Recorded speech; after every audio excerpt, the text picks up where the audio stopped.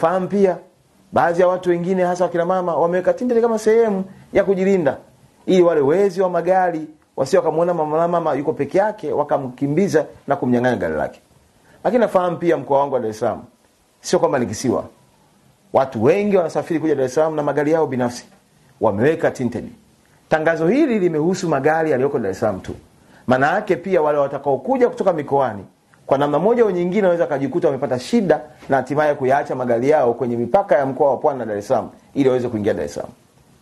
Nasitisha zoezi la ukamataji wa magari ya tinted lililotegemewa kufanyika kesho na jeshi langu la polisi mkoa wa Dar es Salaam mpaka nitakapopata hoja za msingi za kujiridhisha dhidi ya zoezi hili, kwani ninalo imani kubwa sana na jeshi la polisi haliwezi kushindwa kuwadhibiti watu wachache wanaotumia tinted kama sehemu ya kichaka cha kuharibu matumizi mema mazuri yanayotumika na watu wengi walioko ndani ya mkoa wa Dar es Salaam.